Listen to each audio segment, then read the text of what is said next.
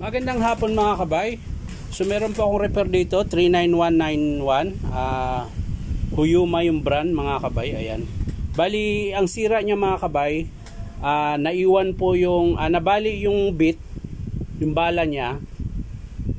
So hindi na makalas ng customer. So ngayon, kahapon ko pa to gustong buksan, kaso lang matigas, kaya ngayon ko lang siya nabuksan. Hindi ko na po pinakita sa inyo kung paano magbukas mga kabay. Papakita ko na lang sa iyo kung paano ibalik. Ayan. Ito na po yung nakuha kong, ito po yung kapiraso ng bala na SDS Plus. Ayan po. Yun po yung naiwan dito sa loob. Dito. Ayan. Hindi po siya dyan. Dito po yan sa loob mga kabay. Ganyan po ang forma niyan. Tapos, ito. Yan. So, hindi po talaga siya makalas. Kahit anong gawin ko dito. Ayan. So, kinakailangan ko pa talagang baklasin yung spindle niya. Ayan. Binaklas ko po yung spindle niya. Para lang matanggal ko po ito. Ito. Ito. Ayan. Papakita ko sa inyo mga kabay.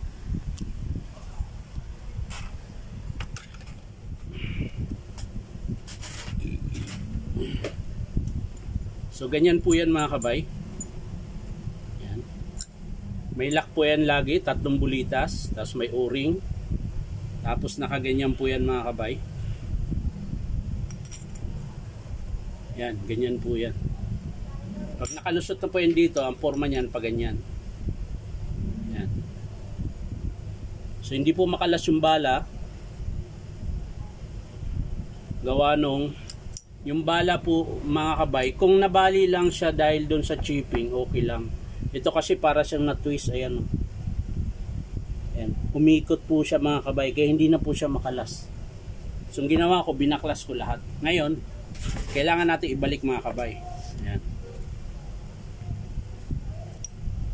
So ibabalik natin na natanggal na natin yung bala.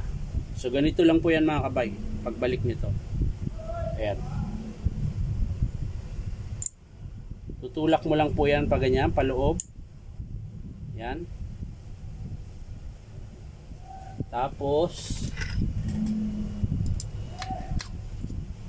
may bulitas po ito mga kabay. Ayan. Tatapat lang po natin yung butas. Ayan. Tatapat natin dito sa yan. So dito po yung 3 na bulitas. Paganyan po yan mga kabay. Yan.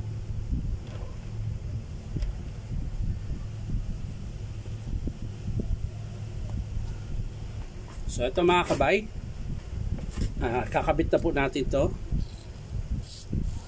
Kailangan lang natin ng langis para madulas. Yan. Ito pong 3 maliliit na bulitas. Ayan. Bali 6 po to. 3 maliit tsaka 3 malaki. Dito po yan. Yan. 3. Ito pangatlo.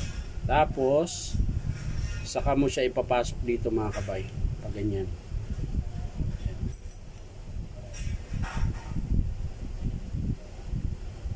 Yan. So nandyan po yung 3 bulitas mga kabay. 1, 2, 3. Ayan. So tutulak natin ito mga kabay. Yun. Tulak natin hanggang lumabas. Yun. Tigas. Kailangan lalabas yung 3 butas mga kabay.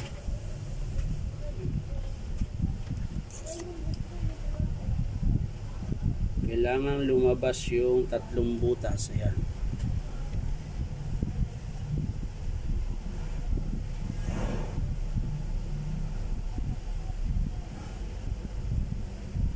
So yan mga kabay, nakatapat na po. 3 butas din yan mga kabay. Diyan po natin ilalagay yung 3 bulitas na malalaki. Ayan. Dito po yan. 1, 2, 3. Ayan.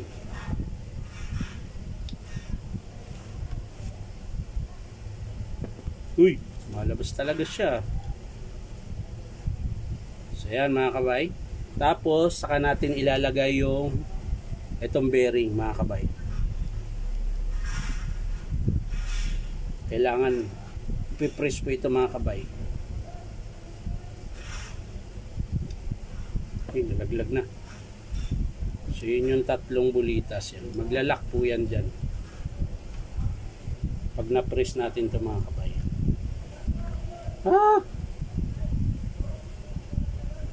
Ay pa makisama oh. So pipress lang natin ito mga kabay. So yan mga kabay, yan na po yung tsura niya mga kabay. Yan. So yan mga kabay, ayan, naglalaro na po siya mga kabay. Yan. Yung tatlong unang bulitas nilagay natin, ito yun yung naglalak dito. Ayan, para hindi matanggal. Tapos yung pinakahuling tatlo, siya naman yung naglalak dito sa tenga dito para hindi siya lalabas. Ayan. So ang next nito mga kabay, babalik natin dito. Ayan.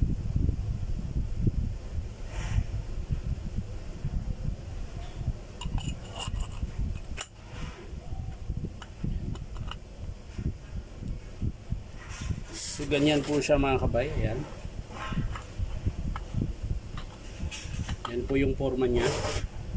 So yan mga kabay, lalagay po natin yung pinakalak niya para hindi po makalas yung bearing.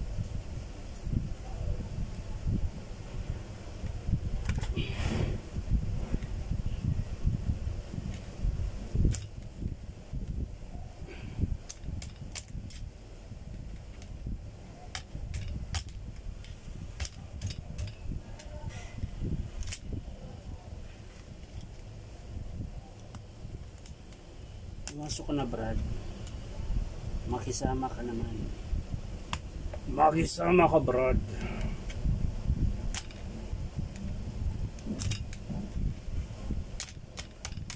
Yan. So yan na mga kabay. Hindi na po yan makalas. Sabay balik po natin dito sa kanyang housing. So, pipress lang natin konti mga kabay.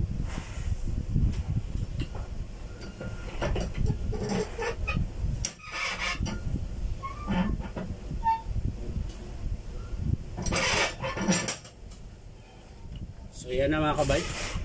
Na-press ko na siya. Ayan, pantay na po yan. So, ngayon, ang susunod yung ito mga kabay. Yung gear niya. Tsaka spring. Ayan. Siyempre mauna yung spring. Ayan. Pero bago yan, lalagay muna natin yung pin na dalawa. Ayan. Kunya kung tawagin. Ayan. Kunya po ang tawag nito. Hindi ko lang alam kung anong tawag sa iba. Ayan.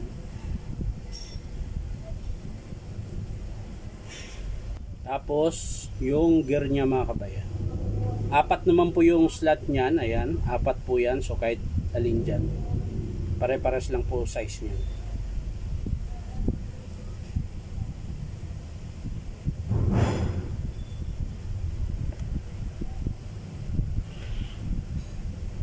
Ang importante dyan mga kabay, papasok po siya. Kasi pag di po papasok yan, wala pong kwenta yan. Ayan. Tapos yung lock dito sa gear. Ayan.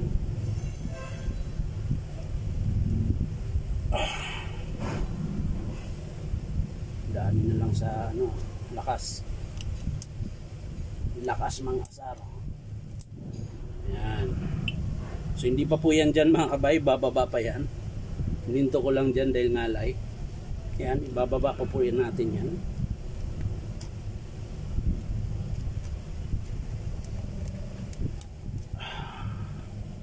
Baba pa.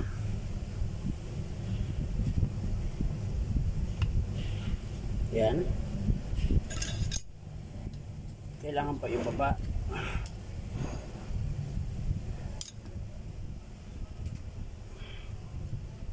Yun, layo pa. Yeah.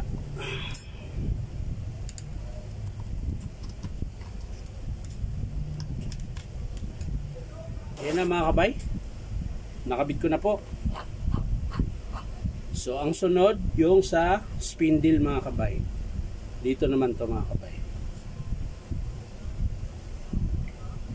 Sana yung sa spindle. So ito na yun. Tsaka yung bearing.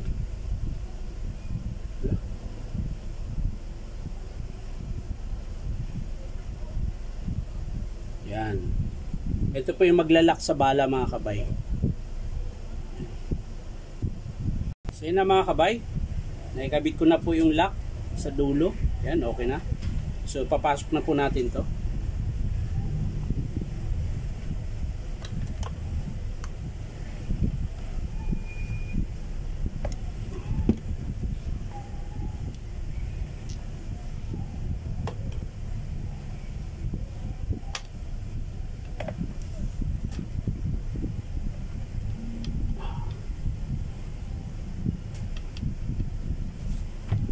Ayaw. So yun na mga kabay. Natapos ko na po. So titesting na po natin kung okay pa ba yung hammer niya.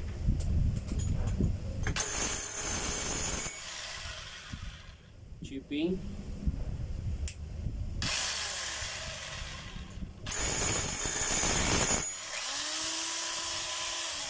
So okay pa. So okay pa siya mga kabay. Bali ang sira lang po talaga ay yung naiwan na bala sa loob. Ayan. Naputol po kasi. Kaya naiwan. So medyo natagalan po. So yan lang mga kabay. Maraming salamat sa panunood. At syempre, pa-like and share na rin po. At syempre, subscribe nyo po itong aking YouTube account na Inom Tabay. So maraming salamat mga kabay. Bye-bye.